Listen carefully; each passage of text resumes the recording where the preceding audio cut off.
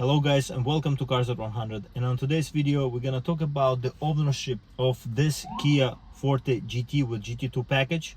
It has been a year and almost 3 months since I've gotten this car and I've used this car, and I can tell you exactly how it has been. So let's start from the exterior. We'll go into the interior and performance and use of this car throughout this 1 year plus.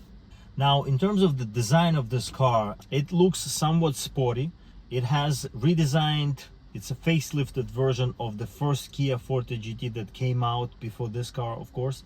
This one looks more futuristic, newer. I guess that's why they did it. The split taillight design, it's not consistent with the front design. Previous design had the split headlight and the turn signal on the bottom up front, so that's why it's kind of in terms of the design, it's one small detail if you haven't noticed yourself. It is sportier looking than GT line because you get same front bumper and look if you get fully loaded GT line, but in the back things change because you have two exhaust pipes.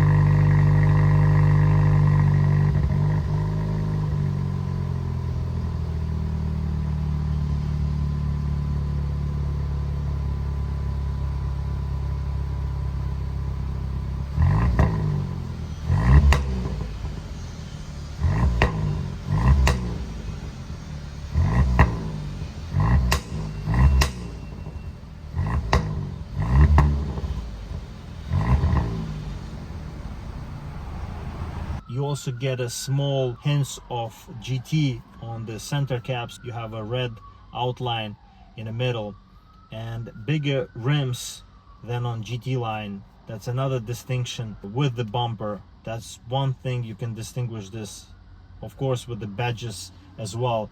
But in terms of the exterior look, that's the differences there. In terms of the tires, this is the cheapest tires you can get for this class of a vehicle, where they kind of cut some corners and make it a little bit budgety because of the tires. This is an under $30,000 car, so you tend to understand that. It is noisy on the highway, more than my previous car, Alfa Romeo, that I own. I would say it is more sportier in terms of the design of the tire itself. Borderline sporty, commuter, compact car. It is not full on sports car, so it doesn't look this way, and it's kind of appropriate the way it looks, the way it is. Now, in terms of the interior is well built. Surprisingly, the build quality on this car even rivals the Mercedes-Benz, I'll be honest with you. Nothing squeaks in this car. Soft touch material here, intuitive, this large infotainment screen here with the good touch controls. The best infotainment system that I've used, better than Jetta GLIs, 10 times better than Alfa Romeo's, which didn't have touchscreen whatsoever and was very laggy. This is very fast, quick touchscreen.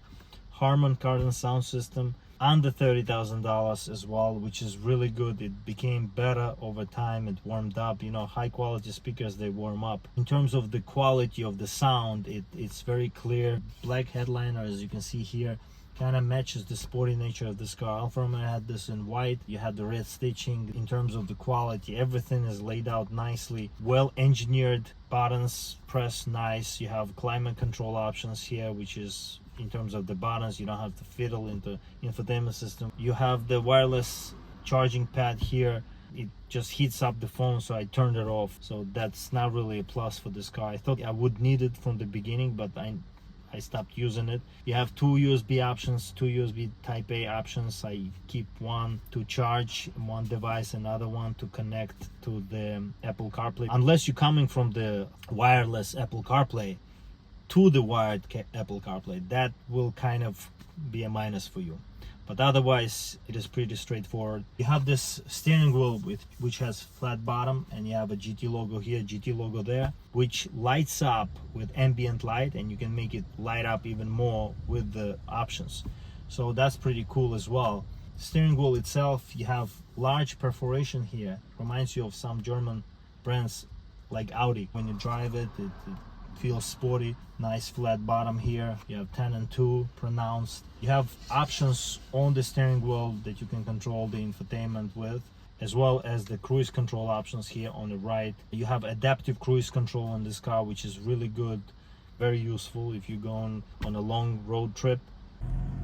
Okay, car is driving by itself right now. It's on cruise control and on adaptive cruise control, and we are in traffic right now, so I'm not pressing gas or brake.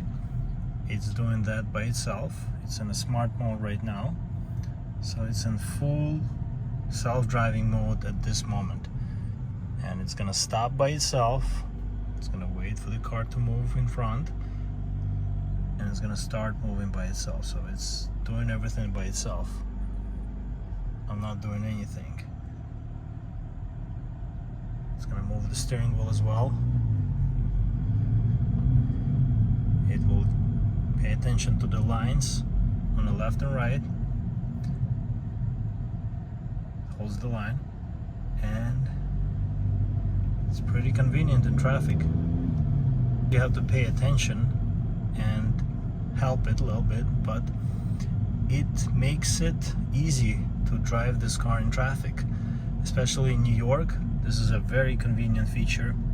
Adaptive cruise control, I would say more than half self-driving, and right now it's accelerating by itself. Since I set the speed at 40 miles an hour, I can raise the speed here, so it will follow the car.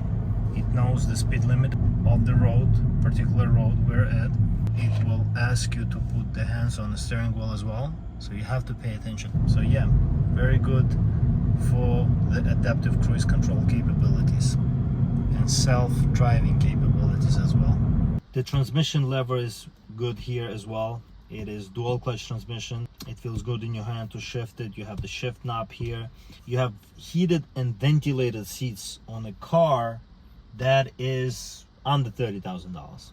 Once again, the only car in this class of a car that has ventilated seats, cooled seats. Very good in summer. The only kind of a minus for this car, it doesn't have a heated steering wheel. In winter, it's very convenient and comfortable feature.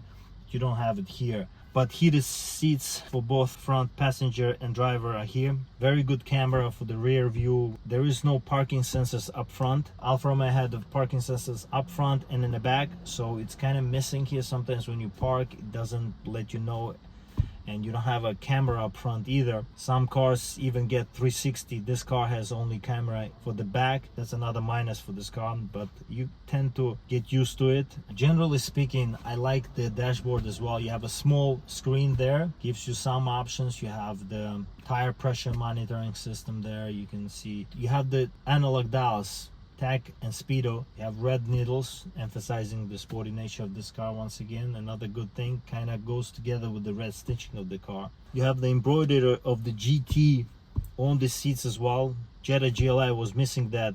It didn't even have the GLI logo like GT has here. It only had it here, so it's kind of a cool thing for the car enthusiasts to have the little details like that. You have the piping as well as the stitching on these seats. Very supportive seats. Sporty seats, and good for the long trips.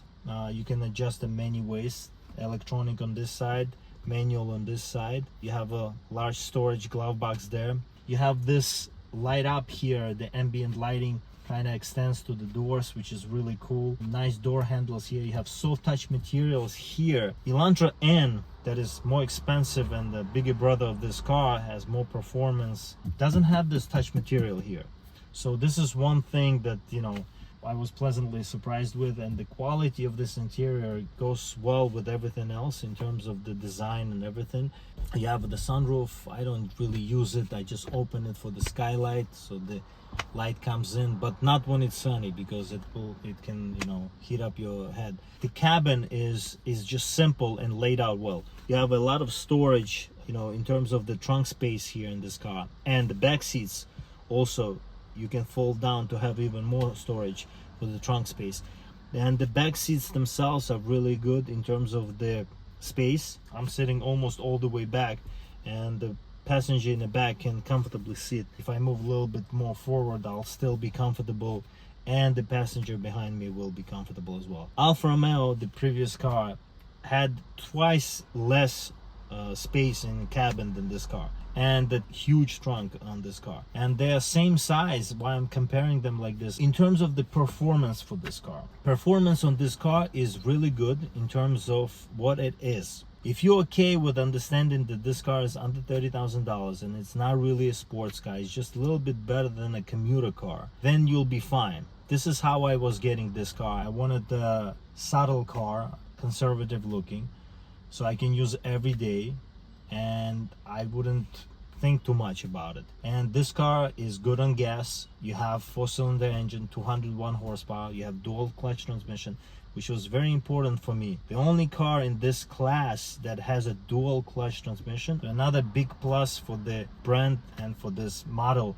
It was very appealing to me, and I think it would be appealing to many people, except the badge. You know, that's why they stay away from these cars, a lot of people, because the brand awareness is big with these cars. But I see these cars more honestly than Civic Si that this car competes directly, because Civic Si is only manual. In those terms, in terms of the price, you tend to understand how good this car is in terms of the competition, and this car really boosts competition to be better because it's cheaper and it has more features. Now, in terms of everyday use for this transmission, it's quick when you want it to be quick, and it's smooth when you're driving slow, because shifts you cannot really perceive because they're quick. You forget about it. 3 modes in this car. You have Smart, Normal, and Sport. So Smart mode is the most efficient, or Sporty if you want it to. So it'll adjust to your driving behavior and how you want to drive. Sport, it's only going to be as sporty as possible. It will tighten up the steering wheel and it's going to be feeling more sporty. It's going to be more sound coming from the speakers as well as the intake noise. And the exhaust, I think it becomes a little louder. I don't know if it has a flap. I don't think so. It's just more all around when you drive. Even suspension feels stiffer, even though it's not adjusted to be stiffer or softer. There is no adjustment for it here, like on Elantra N. I would say the Smart mode is good on this car because I drive mostly in Smart mode in traffic, because it's, you know, more kind of a easy in terms of on the transmission.